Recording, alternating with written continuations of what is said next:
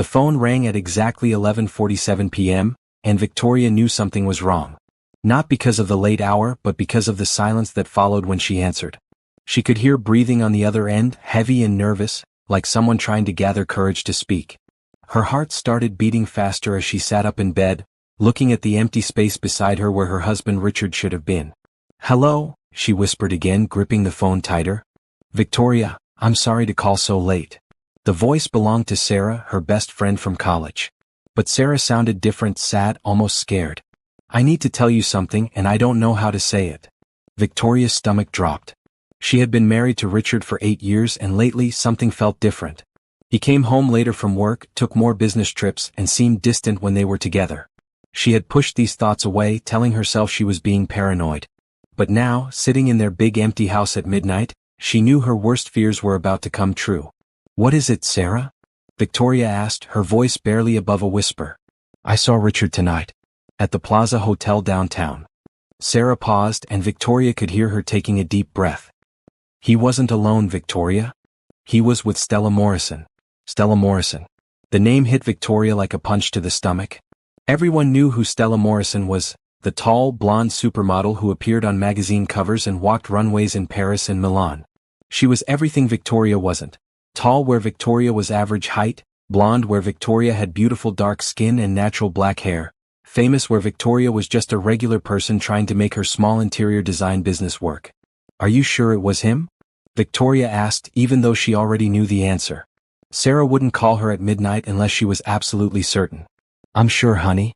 They were holding hands and... Sarah's voice broke. They were kissing. "I'm so sorry, Victoria. I didn't want to tell you over the phone, but I couldn't let you find out another way." Victoria set the phone down on the bed and stared at the wall. The beautiful bedroom she had decorated with so much love and care suddenly felt like a prison. The expensive furniture Richard had bought, the artwork they had chosen together, the photos of their wedding day, everything seemed to mock her now. She picked up the phone again. "How long have you known?" she asked. "This is the first time I've seen them together, I swear," Sarah said quickly. But Victoria, they looked comfortable. Like they'd been together for a while. After hanging up, Victoria sat in the darkness for hours. She thought about all the signs she had ignored. The new cologne Richard had started wearing. The way he guarded his phone. The mysterious credit card bills for expensive restaurants she had never been to. The business trips that seemed to happen more and more often. When Richard finally came home at 3 a.m., Victoria was still awake, sitting in the living room with all the lights off. She heard his car in the driveway, heard him trying to be quiet as he opened the front door. She listened to his footsteps on the stairs, heading to their bedroom. Part of her wanted to confront him right then, but another part of her, the part that still hoped this was all a terrible mistake, wanted to pretend she was asleep. "Victoria?" Richard's voice came from the bedroom doorway. "Are you awake?" She didn't answer. She heard him moving around the room, getting ready for bed.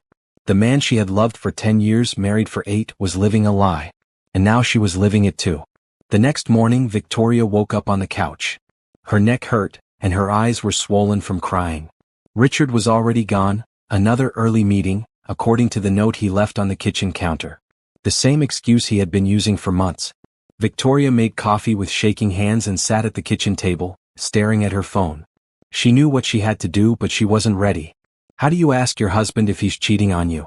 How do you destroy your marriage with a single question? She spent the day cleaning the house, something she did when she was nervous. She organized closets, scrubbed bathrooms, and vacuumed carpets that were already clean. Anything to keep her hands busy and her mind occupied. But every time she stopped moving, the images came back. Richard holding hands with Stella Morrison. Richard kissing another woman. Richard choosing someone else.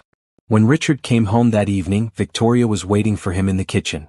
She had spent an hour getting ready, putting on makeup to hide the fact that she had been crying, choosing an outfit that made her feel confident. If she was going to have the most important conversation of her marriage, she wanted to look strong.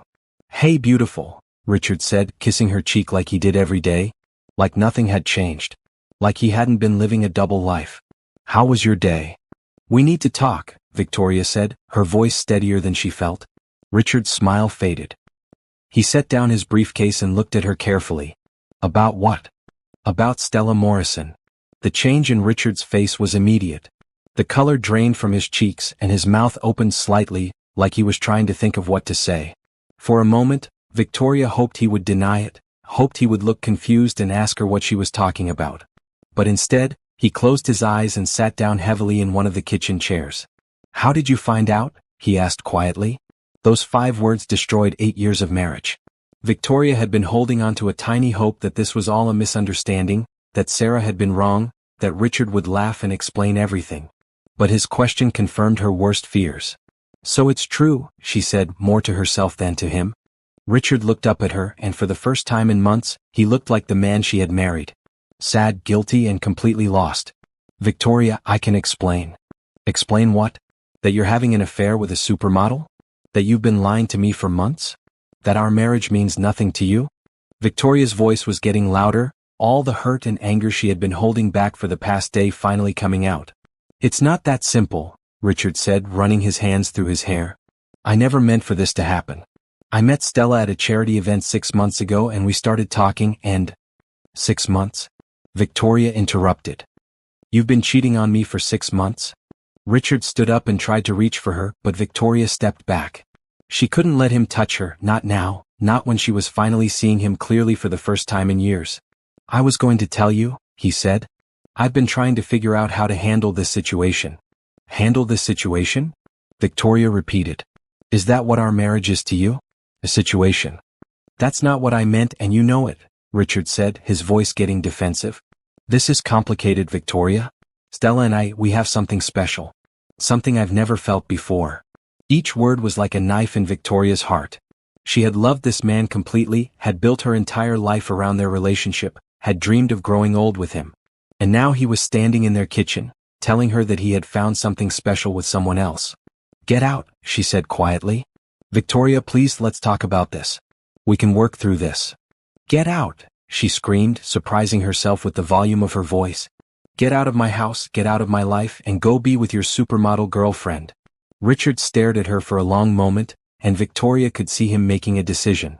She could see the exact moment when he chose Stella Morrison over 8 years of marriage, over the woman who had loved him unconditionally, over the life they had built together. "I'll pack some things and stay at a hotel tonight," he said. "We'll talk when you've had time to calm down." "Don't you dare tell me to calm down," Victoria said, her voice deadly quiet. "And don't bother packing. I'll have your things sent to you. I never want to see you in this house again." After Richard left, Victoria collapsed on the kitchen floor and cried until she had no tears left. The house felt huge and empty around her. Everything reminded her of him, of them, of the life she thought they had been building together. She had never felt so alone in her entire life. The divorce lawyer's office smelled like leather and disappointment. Victoria sat across from Patricia Reynolds, one of the best divorce attorneys in the city, trying to explain her situation without breaking down. It had been a week since Richard moved out, and Victoria hadn't heard from him once. No phone calls, no text messages, no attempts to fix their marriage. It was as if 8 years together meant nothing to him. "Mrs. Williams, I understand this is difficult," Patricia said, her voice gentle but professional. "But I need you to tell me everything about your financial situation. Your husband is a successful businessman, and we need to make sure you get what you're entitled to." Victoria nodded, pulling out the folder of documents she had spent days gathering. Bank statements, investment accounts, property deeds, business records, the paperwork of a life she was now dismantling piece by piece. "Richard owns Williams Construction," Victoria began. "He started the company 5 years ago and it's been very successful. We own our house, which is worth about $2 million. We have joint savings accounts, and Richard has several investment portfolios." Patricia made notes as Victoria spoke, occasionally asking questions about specific assets or accounts. It was surreal, reducing 8 years of marriage to a list of possessions to be divided. "What about your own income?" Patricia asked. "I have a small interior design business," Victoria said, feeling embarrassed. "I make maybe $30,000 a year on good years. I've been focusing on supporting Richard's career, helping him entertain clients, managing our household." "That's actually very good for our case," Patricia said. "You sacrificed your own career advancement to support your husband's success. The court will take that into consideration." Victoria's phone buzzed with a text message. She glanced at it and felt her stomach turn. It was a link to a gossip website, sent by her friend Sarah. The headline read, "Construction millionaire Richard Williams and supermodel Stella Morrison, New York's hottest new couple." The article included photos of Richard and Stella at expensive restaurants, walking hand in hand down Fifth Avenue, getting into Richard's luxury car. In every photo they looked happy and carefree. Richard was smiling in a way Victoria hadn't seen in years. The article talked about their whirlwind romance, and speculated about when they might get engaged. "Mrs. Williams, are you all right?" Patricia asked, noticing Victoria's expression. Victoria showed her the article. Patricia read it quickly, her professional mask slipping slightly to show anger. "This is actually helpful for our case," Patricia said. "It establishes a clear timeline for the affair and shows your husband's lack of discretion. But I know this must be incredibly painful for you." Painful didn't begin to describe it. Victoria felt like she was watching her husband's life continue without her, like she had been erased from his story. The man in those photos wasn't the same person who had promised to love her forever. Or maybe he was exactly the same person, and Victoria had just been too blind to see it. Over the next few weeks, Victoria learned things about her husband that shocked her. Through the legal discovery process, she found out about secret credit cards, expensive gifts he had bought for Stella, trips they had taken together while Victoria thought he was working. The affair had been going on for 8 months, not 6 like Richard had claimed. The worst part was the text messages Patricia's investigator had uncovered. Messages between Richard and Stella that showed how little he thought of his marriage, how eager he was to start a new life. In one message Richard had written, "I can't wait to be free of all this. Victoria is a good person, but she's so ordinary. You make me feel alive again." Ordinary. That word haunted Victoria. She stared at herself in the mirror, seeing her reflection through Richard's eyes. Her dark skin that she had always been proud of suddenly seemed plain compared to Stella's magazine-perfect appearance. Her natural hair, her average height, her simple clothes, everything about her felt inadequate. "You're not ordinary," Sarah said when Victoria told her about the text messages. "You're real. You're kind and smart and beautiful. Richard is an idiot who doesn't deserve you." But Victoria couldn't shake the feeling that maybe Richard was right. Maybe she was ordinary, and maybe that's why he had left her for someone extraordinary. The divorce proceedings dragged on for 3 months. Richard fought her on everything: the house, the savings accounts, even the furniture they had bought together. He claimed that since his business had made most of their money, he deserved the majority of their assets. He accused Victoria of being greedy, of trying to take advantage of him. The irony wasn't lost on Victoria. The man who had cheated on her, who had destroyed their marriage, was now acting like she was the villain in their story. During one particularly difficult mediation session, Richard and Victoria sat across from each other in a conference room, with their lawyers present, trying to divide up the remains of their life together. Richard looked different, thinner, more expensively dressed, like he was trying to transform himself into someone worthy of a supermodel. "I think I'm being more than fair," Richard said, sliding a settlement offer across the table. "Victoria gets the house, half the savings, and alimony for 3 years. That's generous considering she didn't contribute much to our financial success." Victoria stared at the papers, feeling humiliated. Even now, even after everything he had done, Richard was making her feel small and worthless.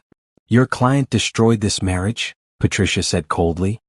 "He carried on an affair for 8 months, spent marital assets on his girlfriend, and now he wants to minimize his wife's contributions to their partnership. This offer is insulting." "My client has already moved on," Richard's lawyer replied. "He's trying to be reasonable so everyone can start fresh." "Moved on." Victoria looked at Richard, really looked at him, and realized he was already gone. Not just physically but emotionally. He had checked out of their marriage months ago, maybe years ago. She had been trying to save something that was already dead. "Fine," Victoria said quietly. "I'll take the house and half the liquid assets. I don't want alimony. I don't want anything from him that I have to keep asking for." Richard looked surprised, like he had expected her to fight harder. Maybe he wanted her to fight for him, to show him that their marriage was worth saving. But Victoria was tired of fighting for someone who didn't want to be fought for. The divorce was finalized on a cold Tuesday in March. Victoria signed the papers in Patricia's office, officially ending 8 years of marriage with a few signatures. She felt numb, like she was watching someone else's life fall apart. "What will you do now?" Patricia asked as Victoria gathered her things. "I don't know," Victoria said honestly. "Start over, I guess." That evening, Victoria sat in her big empty house, surrounded by boxes of Richard's belongings that he had never bothered to pick up. The house was officially hers now, but it didn't feel like home anymore. Every room held memories of their life together, and she couldn't escape the feeling that she was living in a museum of her failed marriage. She had given up so much for Richard. Her career dreams, her independence, her sense of self. She had molded herself into the perfect wife, the perfect supporter, the perfect background character in his success story. And in the end it hadn't been enough. Victoria picked up one of the gossip magazines Sarah had been collecting, the ones that featured Richard and Stella. The latest issue showed them at a charity gala, Stella wearing a dress that probably cost more than Victoria made in 6 months. They looked like they belonged together, both beautiful, both successful, both living the kind of glamorous life that ordinary people like Victoria could only dream about.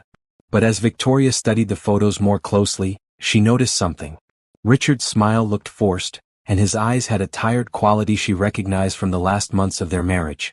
Stella was beautiful, but she was also holding onto Richard's arm like she was afraid he might disappear.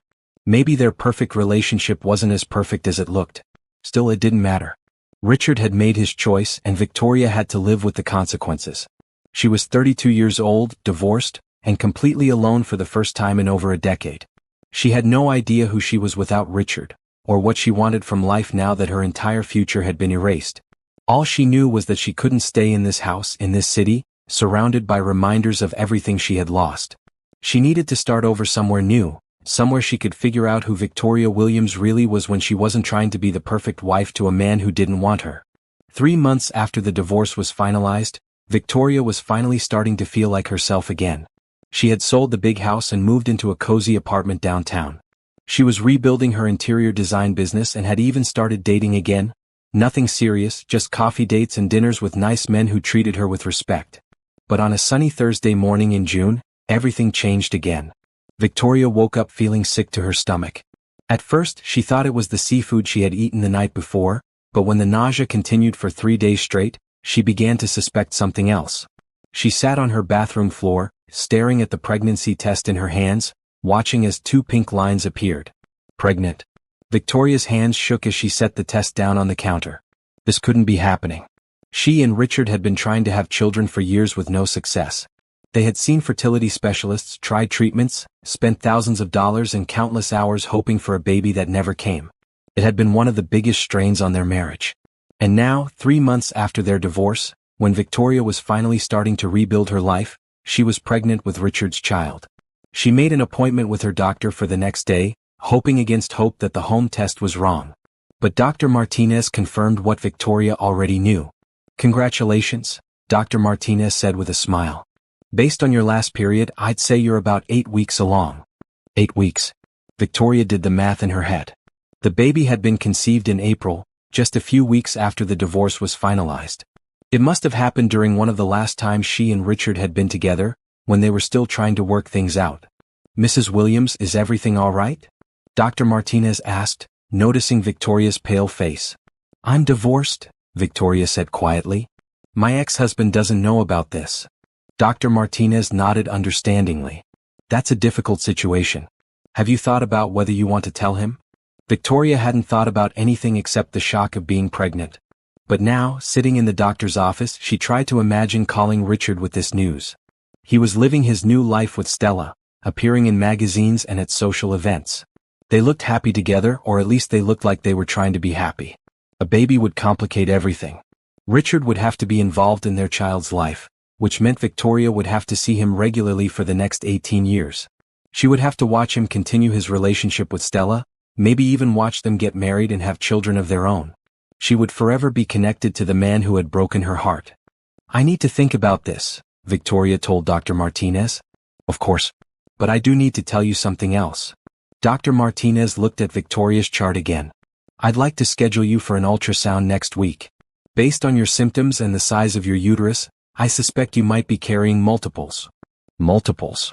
Victoria repeated. "Twins, possibly triplets.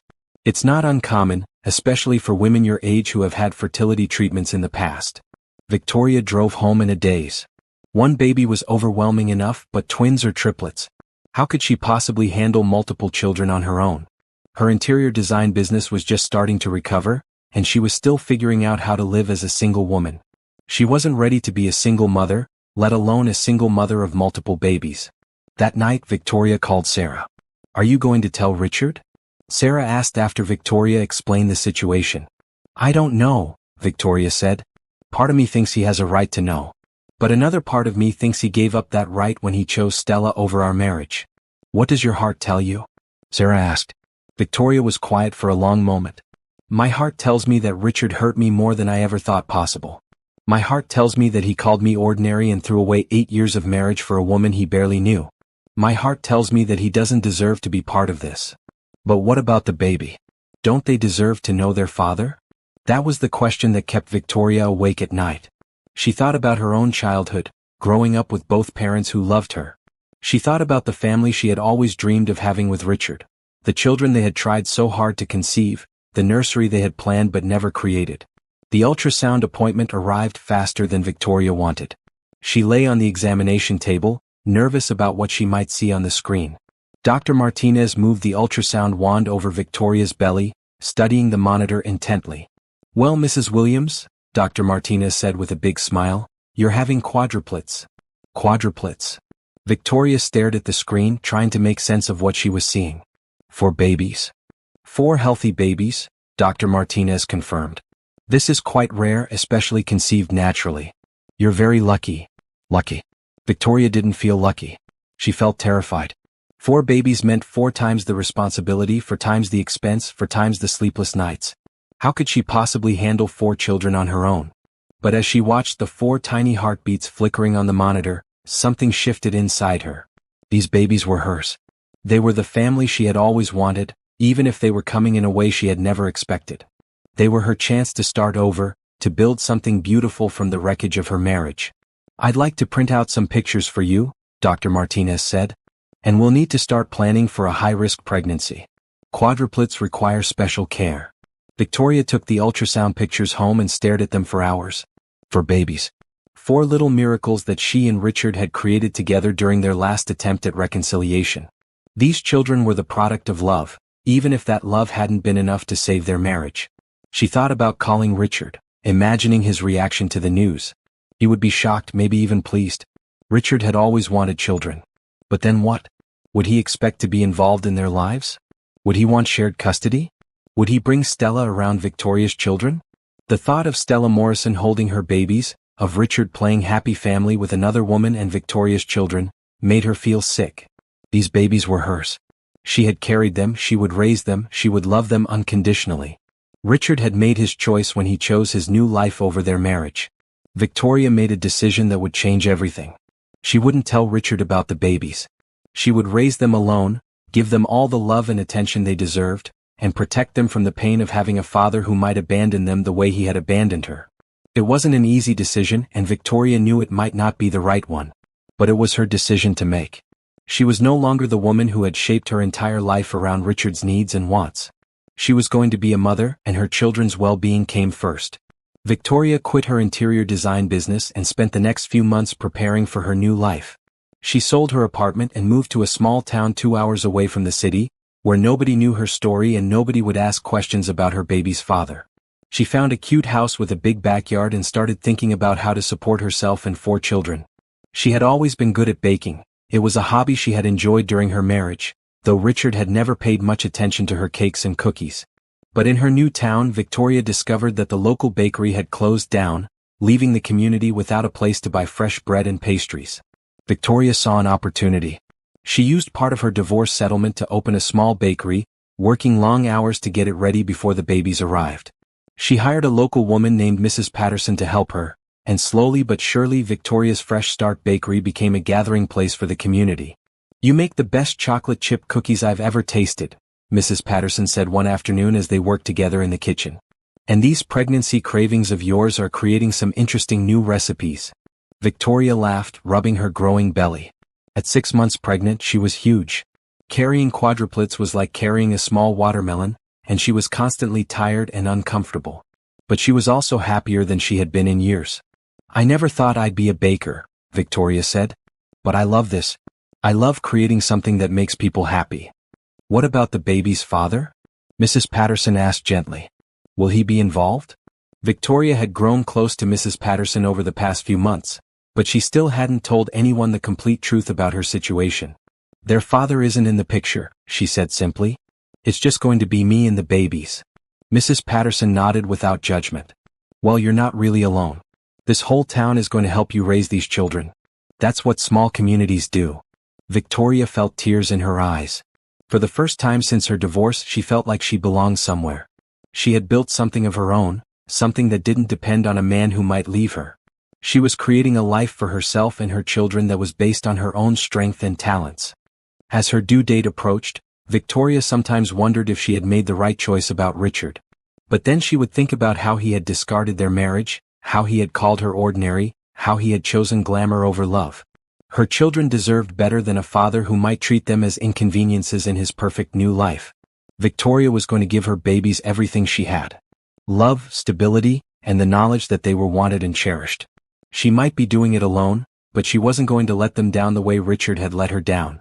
Victoria's new life in Millbrook was nothing like the luxurious existence she had shared with Richard, but it was entirely her own. The small town of 3,000 people felt like a different world from the city she had left behind. Here, people knew each other's names, children played safely in the streets, and the biggest excitement was the annual Harvest Festival. Victoria's Fresh Start Bakery had become the heart of the community faster than she had ever imagined. Every morning she arrived at 5 a.m. to start the ovens, despite being 7 months pregnant with quadruplets. Mrs. Patterson worried about her constantly. "Victoria, honey, you need to slow down," Mrs. Patterson said as Victoria carefully lifted a tray of fresh bread from the oven. "Those babies are going to come early and you need to save your energy." "The bakery needs me," Victoria replied, though she was breathing heavily from the simple task. "We have the Johnson wedding cake to finish, and the school ordered 200 cookies for their fundraiser." Mrs. Patterson shook her head and gently took the tray from Victoria's hands. "The bakery needs you healthy. Now sit down and let me handle the heavy work." Victoria had hired Mrs. Patterson as an assistant, but the older woman had quickly become much more than that. She was the mother figure Victoria needed, the friend who didn't judge her choices, and the person who would make sure Victoria survived the challenges ahead. "I got a call from a food magazine yesterday," Victoria said, settling into a chair behind the counter. "They want to do a story about small-town bakeries and someone recommended us." "That's wonderful," Mrs. Patterson exclaimed. "This place deserves recognition. Your apple cinnamon muffins are better than anything I've ever tasted, and don't get me started on those lemon bars." Victoria smiled. The success of the bakery still surprised her. She had started it as a way to support herself and her soon-to-arrive children, but it had become something much bigger. People drove from neighboring towns to buy her pastries, and she had already received requests to cater events and ship her baked goods to customers in the city. "I never thought I'd be a businesswoman," Victoria said, watching the steady stream of customers through the window. "When I was married to Richard, I thought my job was to support his career. I never imagined I could build something like this on my own." "You were always capable of this," Mrs. Patterson said firmly. "You just needed the chance to discover it yourself." That afternoon, Victoria was decorating the Johnson wedding cake when she felt the first contraction. It was mild, just a tightening in her belly, but it made her pause. At 32 weeks pregnant, it was too early for the babies to be born. "Mrs. Patterson," Victoria called out, trying to keep her voice calm. "I think I need to go to the hospital."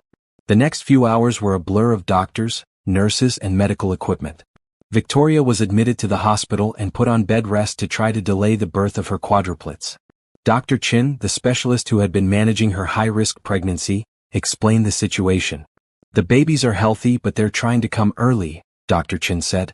"We're going to do everything we can to keep them inside for a few more weeks. Every day matters for their development." Victoria lay in the hospital bed, scared and alone.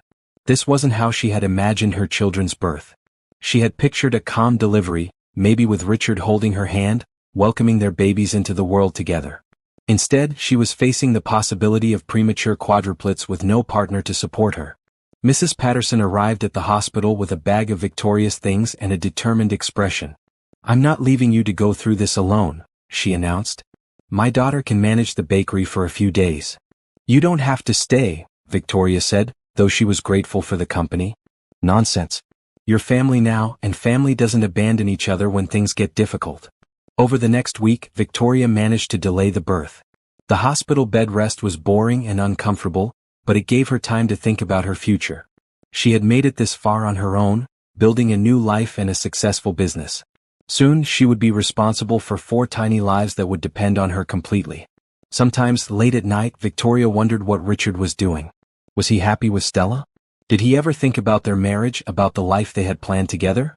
Did he wonder why she had disappeared so completely from his world? She had seen pictures of him in magazines that Mrs. Patterson sometimes brought to the hospital. Richard and Stella at charity events, at business dinners, at exclusive parties. They looked like the perfect couple, successful, beautiful, and completely absorbed in their glamorous lifestyle. Do you ever regret not telling him? Mrs. Patterson asked one evening as they watched the sunset through the hospital window. Victoria was quiet for a long moment. Sometimes, she admitted. But then I remember how he looked at me when he chose her. Like I was nothing, like our 8 years together meant nothing. I can't risk my children feeling that same rejection. These babies are going to be so loved, Mrs. Patterson said. You've already given them more than many children get from 2 parents. 2 weeks later, at 34 weeks pregnant, Victoria could no longer delay the inevitable. Her water broke at 3 a.m., and the medical team sprang into action. The delivery room was crowded with doctors and nurses. Each baby would need their own medical team standing by. Are you ready, Victoria? Dr. Chin asked as Victoria was wheeled into the operating room. Victoria nodded, though she felt anything but ready. She was about to become the single mother of 4 premature babies. She had no idea how she was going to manage, but she knew she would figure it out. She had to. The C-section was surreal. Victoria was awake but numb from the waist down, listening to the medical team work efficiently around her. She heard the first cry, then the second, then the third and fourth. 4 healthy cries from 4 healthy babies. 4 beautiful girls, Dr. Chin announced. They're small but strong. Victoria heard each baby cry, and tears streamed down her face. After years of trying to have children with Richard, after the heartbreak of infertility treatments and failed attempts, she was finally a mother. Not just to 1 baby but to 4. The babies were whisked away to the neonatal intensive care unit before Victoria could hold them. At 4 pounds each, they needed special care and monitoring. But Dr. Chin assured her that they were healthy and strong for babies born at 34 weeks. When can I see them? Victoria asked groggily as she was wheeled to recovery. In a few hours, once you're stable, Dr. Chin replied. They're doing beautifully, Victoria. You should be very proud. Mrs. Patterson was waiting in Victoria's recovery room with tears in her eyes and a huge smile. 4 granddaughters, she said, having appointed herself honorary grandmother. I can't wait to meet them. That evening, Victoria was finally able to visit the NICU. Nothing could have prepared her for the sight of her 4 tiny daughters in their incubators, connected to monitors and feeding tubes, but breathing on their own and clearly fighting to grow stronger every day. Have you thought about names? The nurse asked as Victoria stared in wonder at her babies. Victoria had a list of names ready. Emma, Lily, Rose, and Grace, she said softly. I want them to have strong, beautiful names. Over the next month, Victoria practically lived in the NICU. She learned to change diapers through incubator portholes, to feed premature babies, and to read the monitors that tracked her daughter's progress. Mrs. Patterson kept the bakery running, sending daily updates and refusing to let Victoria worry about the business. The whole town is excited about the babies, Mrs. Patterson reported during one of her hospital visits. People keep asking when they can meet them. And that food magazine wants to reschedule their interview for after you're back on your feet. Victoria watched her daughters grow stronger every day. Emma was the biggest and most active. Lily was quiet and observant. Rose had the loudest cry and demanded attention. Grace was the smallest but also the most determined, always fighting to keep up with her sisters. They're going to be handful, one of the NICU nurses said with a laugh. 4 strong-willed little girls. Victoria couldn't wait. After years of feeling ordinary and forgotten, she was about to become the mother of 4 extraordinary daughters. She was going to give them everything she had, love, security, and the knowledge that they were the most important things in her world. When the babies were finally ready to come home, the entire town of Millbrook seemed to rally around Victoria. People brought meals, baby clothes, and offers to help. Mrs. Patterson had converted her spare bedroom into a nursery, insisting that Victoria and the babies stay with her until they could manage on their own. This is what community means, Mrs. Patterson said as they prepared to leave the hospital. We take care of each other. Victoria looked at her 4 daughters, each one perfect and beautiful and completely hers. She had lost a husband, but she had gained so much more. She had found her strength, built a successful business, and now she was the mother she had always dreamed of being. Richard had called her ordinary, but Victoria knew better now. There was nothing ordinary about rebuilding your life from scratch, about starting a business that brought joy to an entire community, or about raising 4 children with love and determination. Victoria Williams was finally exactly who she was meant to be. Coming home from the hospital with quadruplets was like bringing home 4 tiny miracles wrapped in pink blankets. Victoria sat in the back of Mrs. Patterson's car, holding Emma and Lily while Rose and Grace were secured in their car seats, and felt overwhelmed by the responsibility of it all. These 4 little girls were completely dependent on her for everything. Mrs. Patterson had transformed her cozy house into a baby headquarters. The living room now contained 4 cribs, a changing station, and enough baby supplies to stock a small store. The kitchen counter was covered with bottles, formula, and a detailed feeding schedule that Victoria had learned to follow in the NICU. "Don't worry about anything except taking care of those babies," Mrs. Patterson said as she helped Victoria get settled. "I've got the bakery handled and my daughter Sarah is helping too.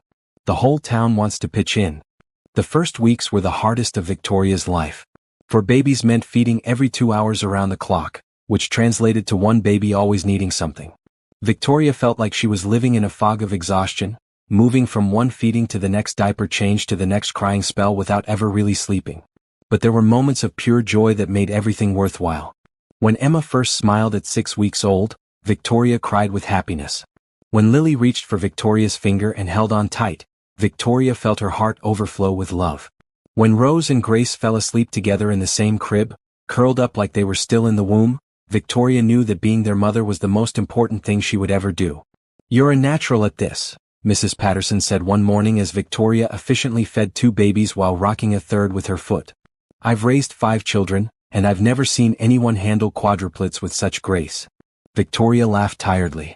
"I don't feel graceful. I feel like I'm barely keeping my head above water." "That's normal. But look at those babies, they're thriving because of you." It was true. Emma, Lily, Rose, and Grace were growing stronger every day. They had reached healthy weights, passed all their developmental milestones, and were starting to show their individual personalities. Emma was curious about everything around her. Lily was a cuddler who loved to be held. Rose was dramatic and made sure everyone knew when she was unhappy. Grace was observant, always watching her sisters with serious eyes. When the babies were 3 months old, Victoria finally felt ready to return to work at the bakery. Mrs. Patterson had kept the business running beautifully, but Victoria missed the creative outlet and the sense of accomplishment that came from building something with her own hands. "Are you sure you're ready for this?" Mrs. Patterson asked as Victoria prepared 4 baby carriers for their first trip to the bakery. "I have to be," Victoria said. "The girls and I are a team now. We'll figure it out together." The bakery had never been busier. Word had spread about Victoria's quadruplets, and people came from neighboring towns not just for the pastries but to see the famous 4 babies. Victoria set up a play area behind the counter where the girls could nap and play while she worked. "This is better than television," said Mrs. Johnson, one of Victoria's regular customers. "Watching you manage 4 babies and run a bakery at the same time is like watching a superhero in action." Victoria didn't feel like a superhero, but she was starting to feel proud of what she had accomplished. In less than a year, she had escaped a failed marriage, moved to a new town, built a successful business, and become the mother of 4 healthy children. She had done it all without Richard, without his money or his connections or his approval. The Food magazine article came out when the babies were 6 months old. The writer had spent a day with Victoria, documenting her routine of morning baking, customer service, and baby care.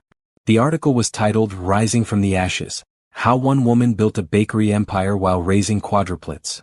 "Listen to this," Mrs. Patterson said, reading from the magazine. "Victoria Williams represents the best of American entrepreneurship, taking a personal tragedy and transforming it into triumph. Her bakery serves the best pastries this writer has ever tasted, and her quadruplets are proof that love and determination can overcome any obstacle." Victoria blushed at the praise, but she was also proud. The article brought even more attention to the bakery, with orders pouring in from across the state. People wanted to ship Victoria's cookies and cakes to family members, restaurants wanted to carry her breads, and other magazines wanted to feature her story. "I think you need to expand," Mrs. Patterson said as they looked at the growing list of orders. "Maybe hire more help or even open a second location." Victoria considered the idea as she watched her daughters playing in their carriers. Emma was trying to grab Rose's toy, Lily was babbling happily to herself, and Grace was studying the ceiling fan with intense concentration. These girls were her priority, but they were also her motivation to succeed. "What if we started shipping nationwide?" Victoria suggested. "We could build a website, hire a few more bakers, and turn this into something really big." Over the next year, Victoria's Fresh Start Bakery grew into Victoria's Fresh Start Company.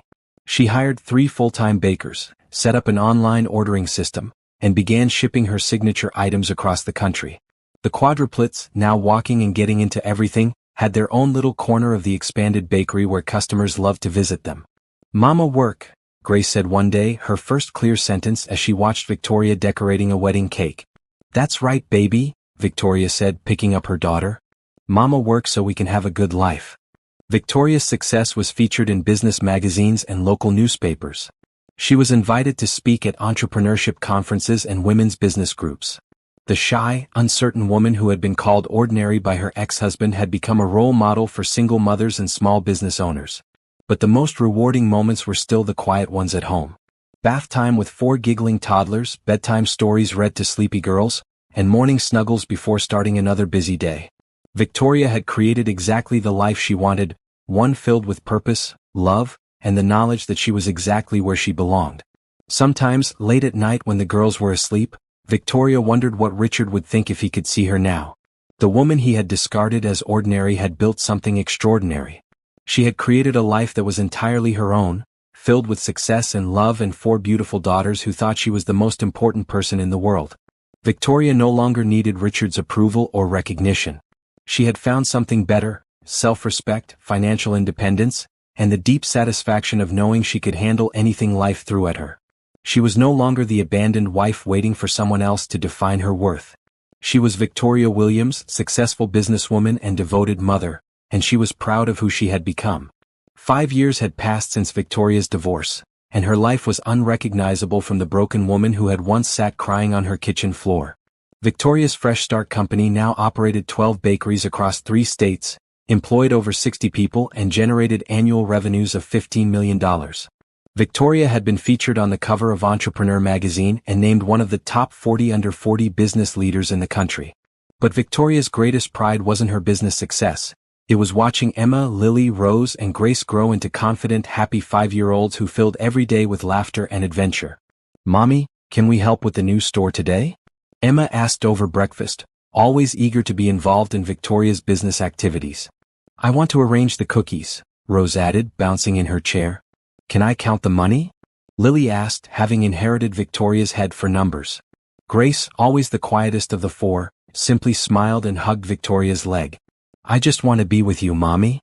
Victoria's heart melted, as it did every morning when her daughters reminded her of what really mattered. The bakery empire was impressive, but being their mother was her greatest achievement. Victoria was preparing to open her 13th location, a flagship store in the heart of her old city, the same city where Richard still lived and worked. It was a bold move, bringing her business back to the place where her marriage had fallen apart, but Victoria felt ready to face her past. Mrs. Patterson, now Victoria's business partner and the girls' beloved grandmother figure, worried about the decision. "Are you sure about this location, dear? There are other cities where we could expand." "I'm sure," Victoria said, reviewing the architectural plans for the new store. "I left that city feeling like a failure. I want to return as a success." Victoria had kept track of Richard's life through business magazines and social media, though she tried not to make it a habit. Richard's construction company was doing well, but not spectacularly. He and Stella had gotten engaged 2 years ago, but Victoria noticed they had postponed their wedding twice. Recent photos showed them at fewer social events, and Richard looked tired in a way Victoria remembered from the end of their marriage. Victoria felt no satisfaction in Richard's apparent struggles. She had moved beyond anger and hurt to a place of indifference. Richard was part of her past, but he had no place in her future or in her daughters' lives. The grand opening of Victoria's Fresh Start flagship was scheduled for a Saturday in September. Victoria had planned a celebration with live music, free samples, and activities for children. The local media was covering the event, and Victoria had invited several business leaders and city officials. She was putting the finishing touches on a display of her signature items when Mrs. Patterson approached with a concerned expression. "Victoria, I think you should see this," Mrs. Patterson said, holding out a newspaper. The society page featured a large photograph of Richard and Stella at a charity gala the previous weekend. But it wasn't a happy picture. Richard looked uncomfortable in his tuxedo, and Stella appeared to be in the middle of an animated argument with him. The caption read, "Construction mogul Richard Williams and fiancée Stella Morrison share tense moment at Children's Hospital fundraiser." Victoria studied the photo with detached curiosity. Richard's face showed the same strained expression she remembered from their final months together. Stella, still beautiful but somehow sharper looking than in earlier photos, had her finger pointed at Richard's chest in an accusatory gesture. "Trouble in paradise," Mrs. Patterson observed. "That's not our concern," Victoria said, folding the newspaper and setting it aside. "We have our own lives to focus on." But Victoria's past was about to collide with her present in a way she never expected. That afternoon, as she was training the new store manager, her assistant approached with a strange expression. "Victoria, there's someone here to see you," she said quietly. "He says he's your ex-husband." Victoria felt her stomach drop. Richard was here in her store 5 years after their divorce. She hadn't seen him or spoken to him since the day he moved out of their house. "Tell him I'm busy," Victoria said, her voice steadier than she felt. "He's not alone," her assistant continued. "There's a blonde woman with him, and they both look upset about something." Victoria took a deep breath. She had built an empire, raised 4 children, and overcome every challenge life had thrown at her. She could handle seeing Richard again. Victoria walked to the front of the store and saw them immediately. Richard looked older, with gray at his temples and lines around his eyes that hadn't been there during their marriage. Stella was still stunning, but there was a hardness to her beauty that made her seem less approachable than in her magazine photos. "Hello, Richard," Victoria said calmly. Richard stared at her in shock. Victoria knew she looked different too, more confident, more polished, more successful. She was wearing a tailored business suit and the kind of jewelry that came from earning your own money. Her natural hair was styled in a sophisticated cut, and she carried herself with the assurance of a woman who had built something significant. "Victoria," Richard said, his voice uncertain. I had no idea this was your business. I saw the name in the newspaper and thought it might be a coincidence." "No coincidence," Victoria replied. "I started this company after our divorce." Stella stepped forward, looking Victoria up and down with obvious assessment. "You're Richard's ex-wife? The interior decorator?" "I'm a businesswoman," Victoria corrected. "I own Victoria's Fresh Start Company. We operate 12 bakeries and employ over 60 people." Victoria saw Richard's eyes widen as he processed this information. The woman he had called ordinary had built something extraordinary. "That's impressive," Richard said, and Victoria could hear genuine surprise in his voice. "I always knew you were talented." Victoria almost laughed at the irony. Richard had never shown any interest in her talents during their marriage. He had treated her ambitions like hobbies, secondary to his own career goals. "What can I do for you?" Victoria asked, keeping her tone professional. Richard and Stella exchanged a look, and Victoria could see the tension between them. Whatever problems the newspaper had hinted at seemed to be very real. "We were hoping to order some items for our wedding," Stella said, though her voice lacked enthusiasm. "Richard mentioned you used to bake." Victoria gestured toward the display cases filled with elegant cakes, pastries, and desserts. "We do custom orders, but our calendar is booked several months in advance." "Money isn't an issue," Stella said quickly, as if that solved everything. "It's not about money," Victoria replied. "It's about time and commitment to our existing clients." Victoria saw Richard studying her intently, as if trying to reconcile the confident businesswoman in front of him with the wife he had left behind. She wondered what he was thinking, whether he regretted his choices, whether he ever thought about what their life might have been like if he had valued what they had together. But Victoria realized she didn't really care what Richard thought anymore. His opinion had once been the most important thing in her world, but now it was irrelevant. She had built a life that didn't require his approval or validation. "I'll have my assistant check our availability," Victoria said diplomatically. "If we can accommodate your request, someone will contact you." As Richard and Stella left the store, Victoria felt a strange sense of closure. Seeing Richard again had confirmed what she already knew. She had moved on completely. The man who had once been the center of her universe was now just a stranger with whom she had shared a different life. Mrs. Patterson approached as Victoria watched them walk away. "How do you feel?" "Free," Victoria said without hesitation. "Completely free." That evening, as Victoria helped Emma, Lily, Rose, and Grace with their homework, she reflected on how much her life had changed. 5 years ago, she had been desperate for Richard's love and approval. Now she had 4 daughters who thought she was perfect, a business that provided for dozens of families, and the deep satisfaction of knowing she had built something meaningful with her own hands. Victoria had learned the most important lesson of all: she didn't need anyone else to complete her. She was already whole, already enough, already extraordinary in every way that mattered. On a crisp morning in October, Victoria was reviewing quarterly reports when her assistant brought in the day's mail. Among the usual business correspondence and customer letters was an elegant cream-colored envelope addressed in formal calligraphy to Ms. Victoria Williams. Victoria recognized the expensive paper immediately, the kind used for high-end wedding invitations. Her heart skipped a beat as she opened the envelope, though she already suspected what she would find inside. Mr. Richard Williams and Miss Stella Morrison request the pleasure of your company at their wedding celebration on Saturday, November 15th, at the Grand Ballroom of the Metropolitan Hotel. Victoria stared at the invitation, feeling a mixture of emotions she couldn't quite identify. After 5 years together, Richard and Stella were finally getting married. The postponements and delays were over, and they were ready to make their relationship official. Mrs. Patterson walked into Victoria's office and immediately noticed her expression. "What's wrong, dear?" Victoria handed her the invitation without saying a word. Mrs. Patterson read it quickly, then looked at Victoria with concern. "Why would they invite you to their wedding?" Mrs. Patterson asked. "That seems unnecessarily cruel." "I don't think it's meant to be cruel," Victoria said slowly. "I think it's Richard's way of trying to show me that he's moved on, that he's happy with his choice." Victoria studied the invitation more carefully. The wedding was being held at the most expensive hotel in the city, with a guest list that probably included hundreds of business associates and society figures. It was exactly the kind of glamorous event that Richard had always loved, the kind of celebration that would be featured in magazines and talked about for months. "You're not seriously considering going, are you?" Mrs. Patterson asked. Victoria was quiet for a long moment. The smart thing would be to throw the invitation away and forget about it.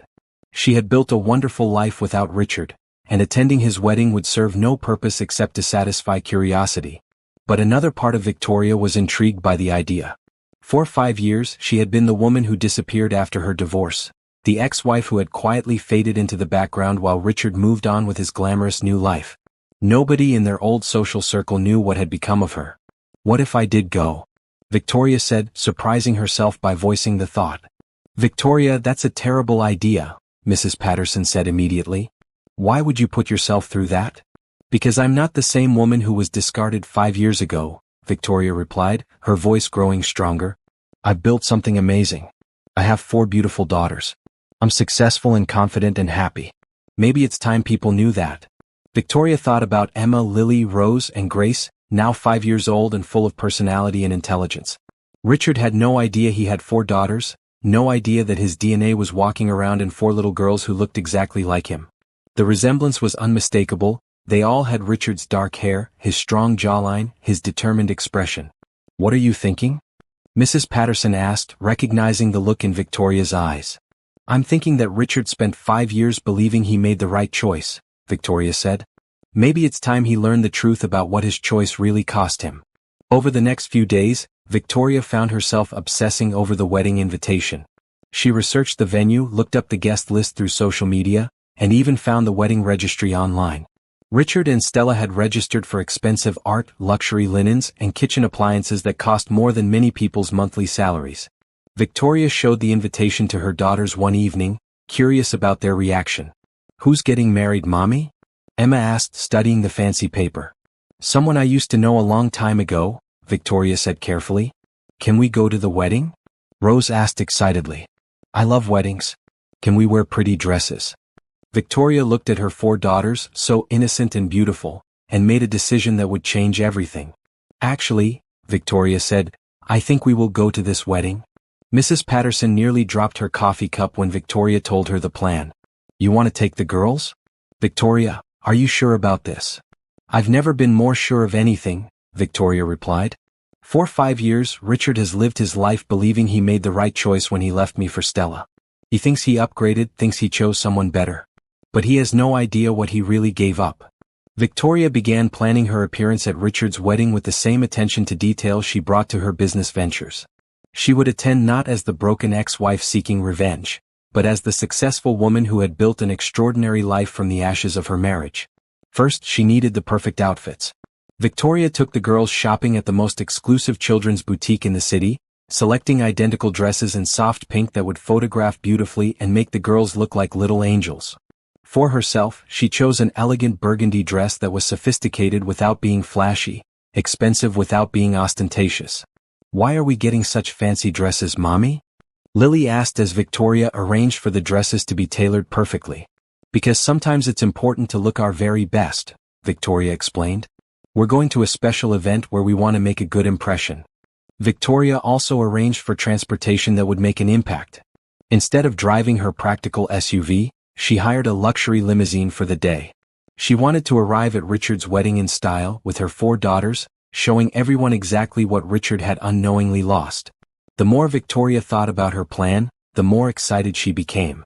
This wasn't about revenge or causing drama. This was about truth. Richard deserved to know he had 4 children, and her daughters deserved to know they had a father, even if he had forfeited the right to be part of their lives. "I still think this is a mistake," Mrs. Patterson said as Victoria finalized the arrangements. "What if seeing Richard confuses the girls? What if it opens up questions you're not ready to answer?" "The girls are old enough to understand basic truths," Victoria replied. "And they're smart enough to see that their father chose a different life. But they also deserve to see that their mother is strong and successful and not ashamed of the choices she made." Victoria spent the week before the wedding preparing herself mentally for the confrontation. She practiced what she would say to Richard when he saw the girls, how she would explain their presence, how she would handle Stella's reaction. But most importantly, she prepared herself to walk into that ballroom with her head held high, knowing that she had nothing to apologize for and everything to be proud of. The night before the wedding, Victoria tucked Emma, Lily, Rose, and Grace into bed and read them their favorite story. As she looked at their faces, so trusting and innocent, she felt a moment of doubt about her plan. "Mommy, are you excited about the wedding tomorrow?" Grace asked sleepily. "Yes, baby," Victoria said, smoothing Grace's hair. "Tomorrow is going to be a very important day for all of us." Victoria knew that attending Richard's wedding would change everything. Once Richard saw the girls, there would be no going back to their separate lives. The truth would be out and Victoria would have to deal with the consequences. But Victoria was no longer the frightened, abandoned wife who had hidden from conflict. She was a successful businesswoman, a devoted mother, and a woman who had learned to stand up for herself and her children. If Richard wanted to be part of their lives, he would have to prove he deserved that privilege.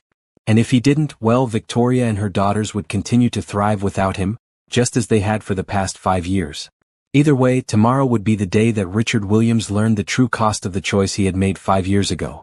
The morning of Richard's wedding dawned bright and clear, as if the universe was setting the stage for the most important day of Victoria's post-divorce life. She woke early before Emma, Lily, Rose, and Grace, and spent a few minutes in quiet reflection, gathering her courage for what lay ahead. Victoria had barely slept the night before, alternating between confidence in her decision and moments of pure terror about what she was about to do. But as she watched the sunrise through her bedroom window, she felt a sense of calm settle over her. This was the right thing to do for her and for her daughters. "Good morning, beautiful girls," Victoria said as she woke each of her daughters with gentle kisses. "Today is our special day." The girls were excited about wearing their fancy dresses and riding in a limousine, though they didn't fully understand the significance of where they were going. Victoria had told them they were attending a wedding where they might meet some people from her past, but she hadn't explained that one of those people was their father. Victoria helped each girl with her hair, creating soft curls that framed their faces perfectly. Emma, always the leader, stood still while Victoria worked.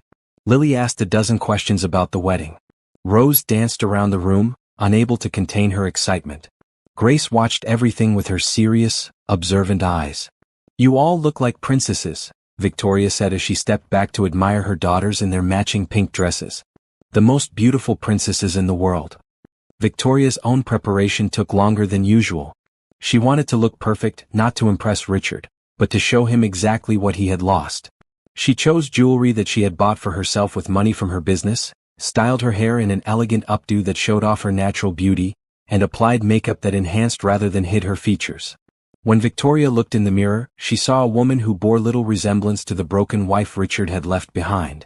This woman was confident, successful, and surrounded by love. This woman had built something extraordinary from nothing. Mrs. Patterson arrived to help with final preparations and to wish them luck.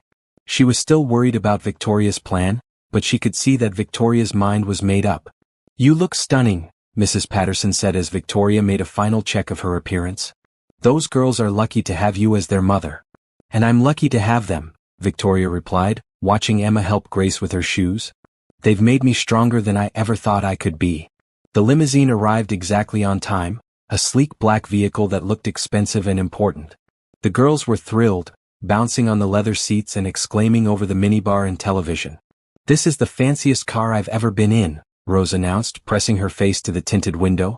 "Wait until you see the hotel," Victoria said, thinking of the Metropolitan's grand ballroom where Richard and Stella were about to make their vows.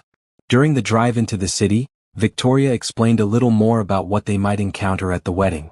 "We're going to see a lot of people I used to know," she told the girls. "Some of them might be surprised to see us and they might ask questions about who you are." "What should we tell them?" Emma asked, always practical. "Tell them the truth," Victoria said. "Tell them you're my daughters, and that we're here because we were invited." Victoria had spent considerable time deciding when to make their entrance. Too early and they might get lost in the crowd of arriving guests. Too late and they might miss the impact she was hoping to create. She had decided to arrive just as the ceremony was ending, when guests would be moving to the cocktail reception. As the limousine pulled up to the Metropolitan Hotel, Victoria felt her heart begin to race. Through the windows she could see other wedding guests arriving, women in expensive dresses and men in tailored suits, exactly the kind of people who had made up her and Richard's social circle during their marriage. "Are you ready, girls?" Victoria asked, taking a deep breath. "Ready, Mommy," they chorused, and Victoria marveled at their innocence and trust. Victoria had timed their arrival perfectly. As they entered the hotel's elegant lobby, she could hear music from the ceremony ending and guests beginning to move toward the cocktail reception. Victoria took each girl's hand, Emma and Lily on her left, Rose and Grace on her right, and walked toward the ballroom with her head held high. The scene that greeted them was exactly what Victoria had expected. The Metropolitan's ballroom had been transformed into a wedding wonderland, with white flowers, crystal chandeliers, and enough luxury to fill a magazine spread. Guests in expensive attire mingled with champagne glasses, discussing business and social gossip. Victoria immediately spotted several people she recognized from her married life. Former friends who had taken Richard's side in the divorce, business associates who had dropped her when she was no longer connected to Richard's success, couples who had simply forgotten she existed once she was no longer part of their social circle. The first person to notice Victoria was Jennifer Morrison, a woman who had been in Victoria's book club during her marriage. Jennifer's mouth fell open when she saw Victoria, looking elegant and confident with 4 beautiful daughters by her side. "Victoria?" Jennifer said, approaching cautiously. "Is that really you?" "Hello, Jennifer," Victoria said warmly. "It's good to see you." Jennifer's eyes moved from Victoria to the girls, taking in their obvious resemblance to each other and their striking beauty. "Are these your daughters?" "Yes," Victoria said proudly. "Emma, Lily, Rose, and Grace. Girls, say hello to Mrs. Morrison."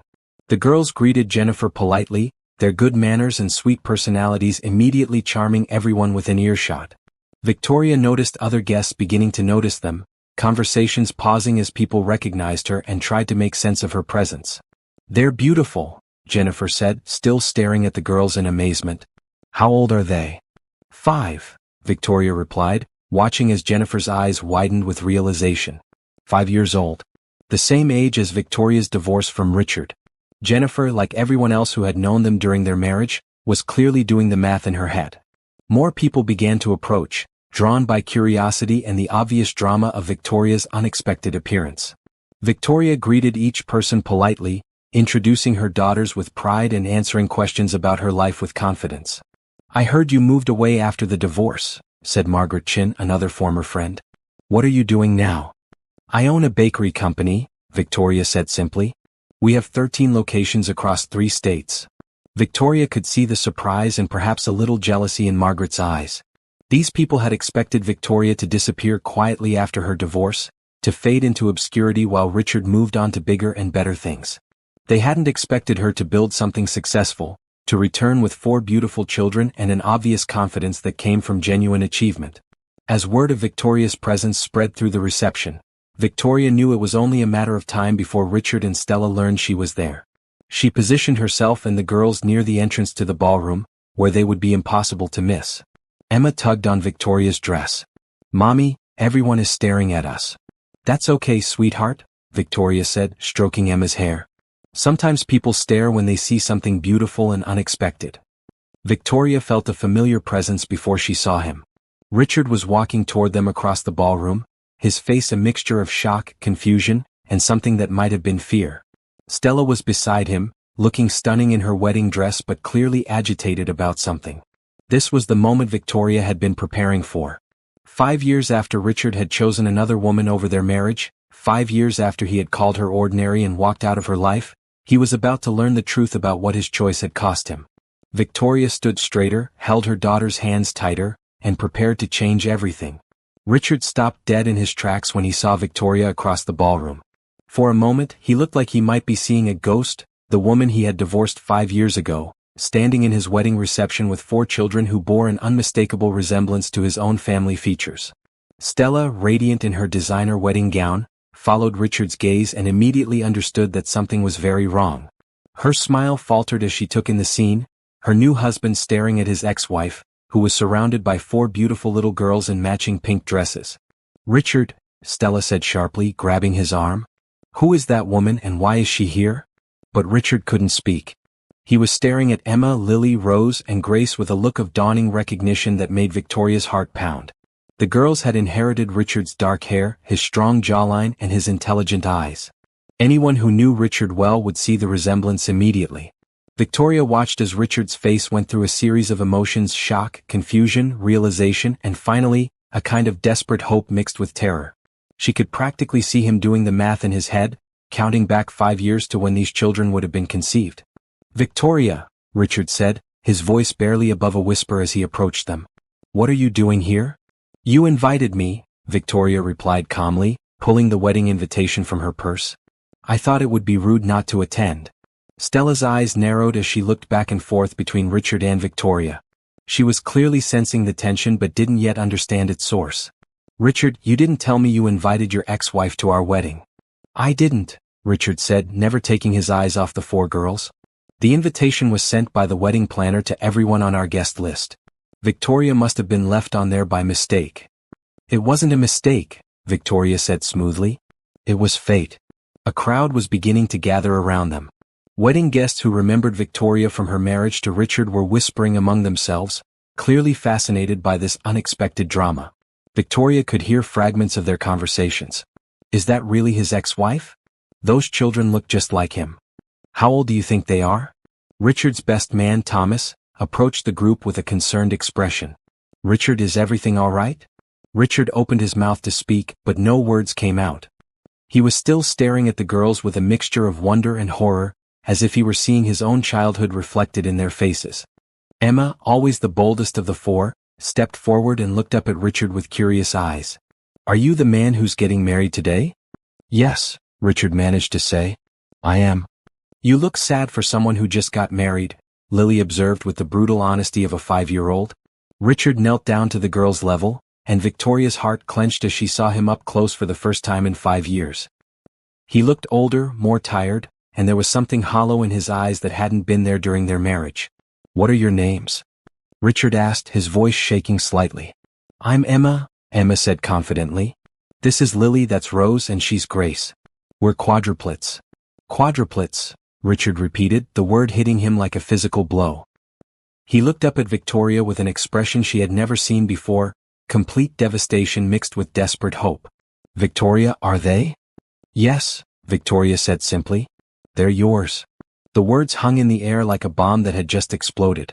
Stella gasped and stepped backward, her beautiful wedding dress rustling as she stared at the girls with new understanding. The gathered wedding guests fell silent, absorbing the magnitude of what they had just witnessed. "That's impossible," Stella said, her voice rising. "Richard, tell me that's impossible." Richard stood slowly, his legs seeming unsteady beneath him. "When?" he asked Victoria. "When were they born?" "February 15th, 6 years ago," Victoria replied. "About 8 weeks after our divorce was finalized." Victoria watched as Richard's face crumpled with the realization of what this meant. These children had been conceived during their last attempt at reconciliation, during the brief period when they had tried to save their marriage before he chose Stella instead. "You were pregnant," Richard said, his voice filled with anguish. "You were pregnant when we got divorced and you didn't tell me." "You made your choice," Victoria said calmly. "You chose Stella over our marriage, over our family, over everything we had built together. I wasn't going to let you hurt my children the way you hurt me." Stella's face had gone white beneath her wedding makeup. "Richard, how could you not know you had children?" "Because I didn't know," Richard said, his voice breaking. Victoria, how could you keep this from me? These are my daughters. No, Victoria said firmly. They're my daughters. You gave up any claim to them when you walked out of our marriage for another woman.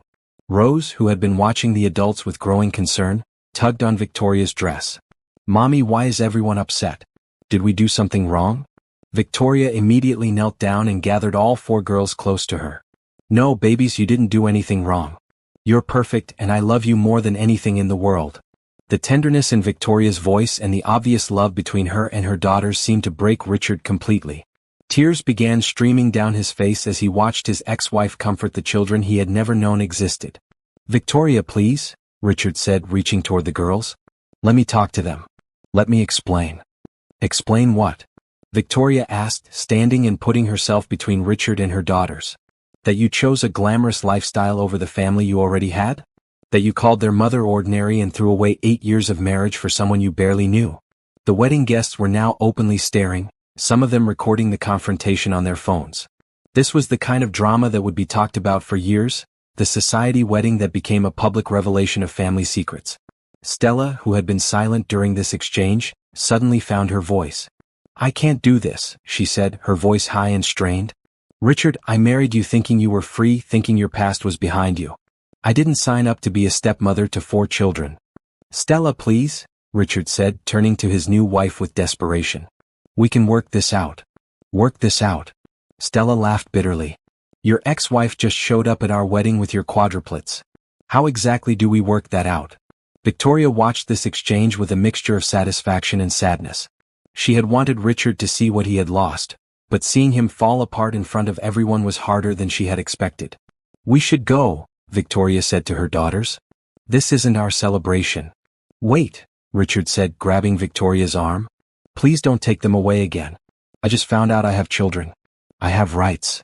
Victoria looked down at Richard's hand on her arm, then back up at his face. You have no rights, she said quietly. You gave up your rights when you chose someone else over your family. You've missed 5 years of their lives, Richard. 5 years of first words and first steps and bedtime stories and birthday parties. You don't get to walk back into their lives just because it's convenient for you now.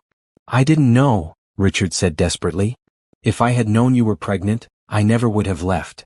But you did leave, Victoria replied. You left me for her, and you would have left your children too if it meant keeping your new lifestyle. I protected them from that rejection. Grace, who had been quietly observing everything, stepped forward and looked up at Richard with serious eyes. Are you our daddy? The question hung in the air like a challenge. Richard looked down at his youngest daughter, seeing his own eyes looking back at him, and broke down completely. Yes, he whispered. I'm your daddy, and I'm so sorry I haven't been there for you. Grace considered this for a moment, then shook her head. No, you're not our daddy. Our daddy is in heaven and he watches over us. You're just a man who made mommy sad. The simplicity and wisdom of Grace's words hit everyone like a physical blow. Richard sank into a nearby chair, overwhelmed by the magnitude of what he had lost and the innocence of the child who had just rejected him. Victoria gathered her daughters and began walking toward the exit. She had accomplished what she came to do. Richard now knew the truth about what his choices had cost him. But she also knew that her daughter's well-being came first, and this emotional scene was becoming too much for them to handle.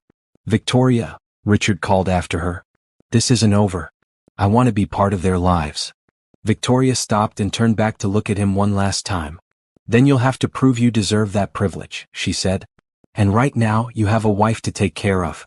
As Victoria and her daughters walked out of the ballroom, she heard Stella's voice rising behind them. I want an annulment, Richard. I didn't marry you to become part of this mess. Victoria didn't look back. She had spent 5 years building a life without Richard, and she wasn't going to let his sudden reappearance destroy the peace and stability she had created for her daughters. But as they rode home in the limousine, Victoria knew that everything had changed. Richard now knew about Emma, Lily, Rose, and Grace, and he would want to be part of their lives. Victoria would have to navigate this new reality while protecting her daughters from any more pain. Mommy, Emma said as they drove through the city. Why was that man so sad? Victoria looked at her 4 beautiful daughters, so innocent and trusting, and made a promise to herself. Whatever happened next, she would make sure that Richard's presence in their lives would be on her terms, in a way that protected and benefited the children who had become her whole world. 2 weeks after the wedding confrontation, Victoria was in her office reviewing expansion plans when her assistant knocked on the door. "There's a man here to see you. He says his name is Richard Williams." Victoria's stomach tightened. She had been expecting this visit ever since the wedding, but she still wasn't sure she was ready for it. "Send him in." Richard looked terrible. His usually perfect hair was disheveled, his expensive suit was wrinkled, and his eyes had the hollow look of someone who hadn't slept in days. He stood in the doorway of Victoria's successful business, taking in the professional space she had created, the awards on her walls, the evidence of everything she had built without him. "Hello, Victoria," he said quietly. "Richard." Victoria gestured to the chair across from her desk. "I assume you're here to discuss the girls." Richard sat down heavily and ran his hands through his hair. "Stella asked for an annulment. She said she couldn't handle being married to someone with so much baggage from his past." Victoria felt a brief moment of satisfaction, followed immediately by concern. "I'm sorry to hear that." "No, you're not," Richard said with a bitter laugh. "And I don't blame you. I destroyed my marriage to you, and now I've destroyed my marriage to her. I seem to be very good at ruining relationships." Victoria studied Richard's face, seeing genuine pain and regret there. This wasn't the confident, arrogant man who had left her for a supermodel. This was someone who had finally realized the true cost of his choices. "Why are you here, Richard?" Victoria asked. "I want to meet my daughters properly," Richard said. "I want to be part of their lives if you'll let me." Victoria leaned back in her chair. "Why should I let you? You've missed 5 years of their lives. You've never changed a diaper, never read them a bedtime story, never comforted them when they were sick. What makes you think you deserve to be their father now?" "Because they're my children too," Richard said, his voice rising slightly. "Because I have rights." "No," Victoria said firmly. "You have no rights. Your name isn't on their birth certificates. You've never paid child support. You've never even acknowledged their existence until 2 weeks ago. Legally and morally, you're just a stranger to them." Richard's face crumpled. "Victoria, please. I know I made terrible mistakes. I know I hurt you in ways I can never take back. But these children are innocent.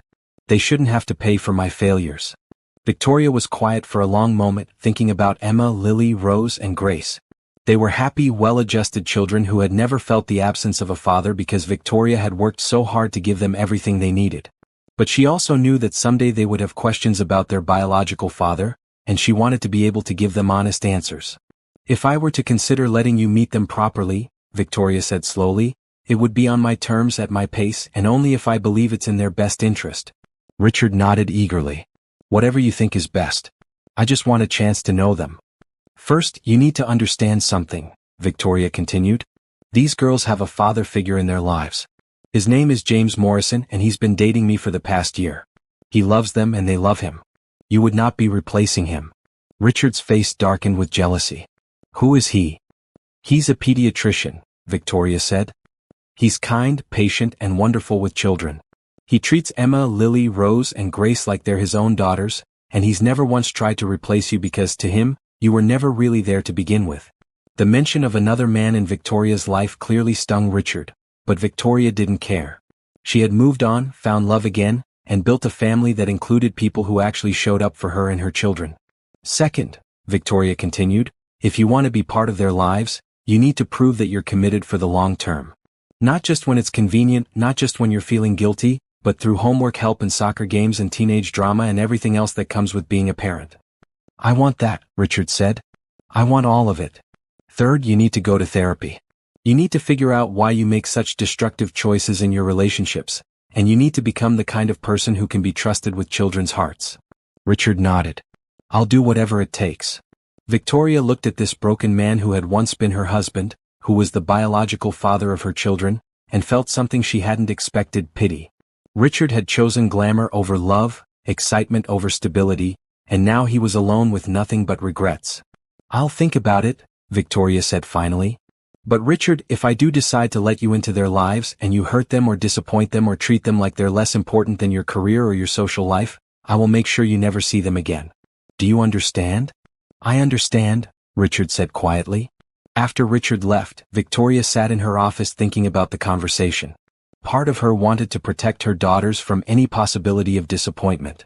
But another part of her knew that they deserved the chance to know their biological father, even if that relationship would be complicated.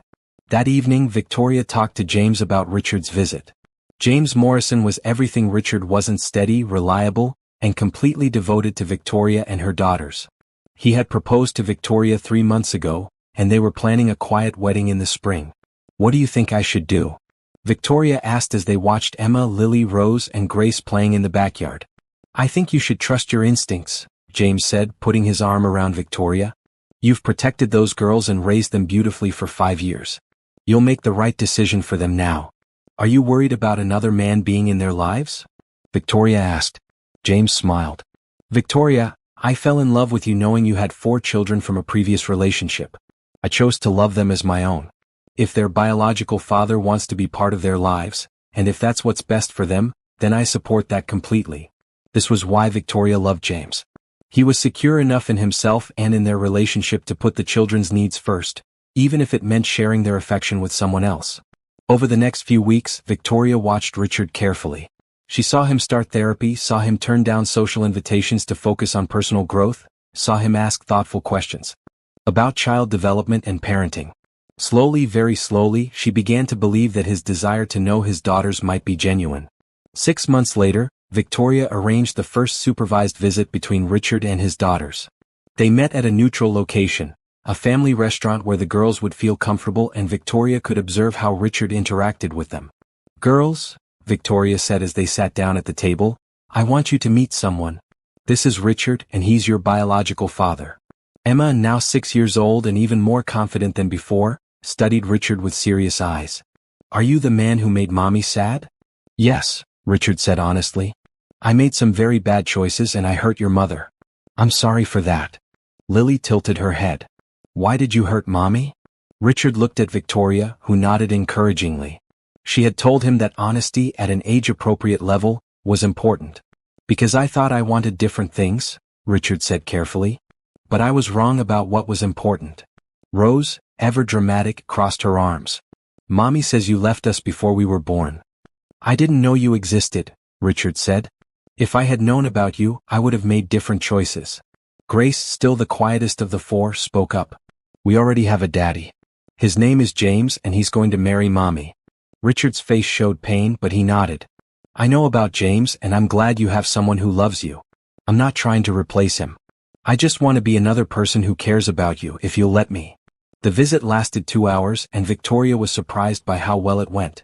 Richard was patient with the girls' questions, honest about his mistakes, and genuinely interested in learning about their personalities and interests.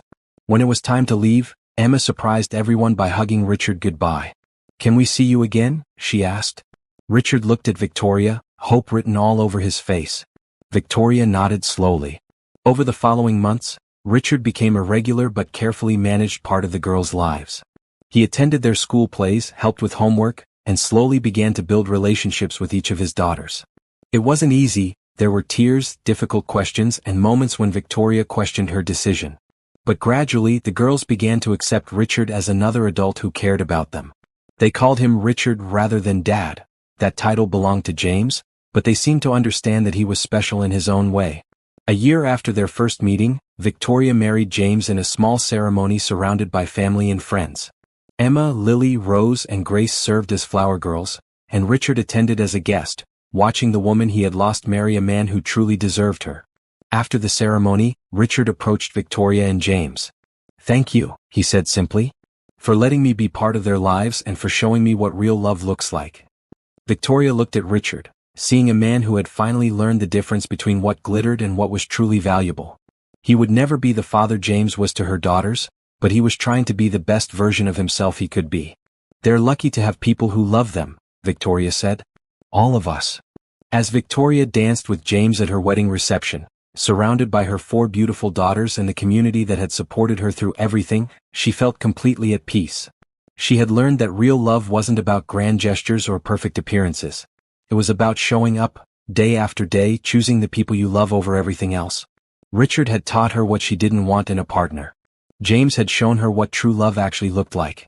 And Emma, Lily, Rose, and Grace had taught her that she was stronger and more capable than she had ever imagined. Victoria Williams had started as an ordinary woman who thought her worth came from being the perfect wife. She had become an extraordinary woman who knew her value came from within, a successful businesswoman, a devoted mother, and a person who had turned her greatest heartbreak into her greatest triumph. The girl who had once been called ordinary had created a life that was anything but. And she had done it all by learning the most important lesson of all, that she was already enough, exactly as she was.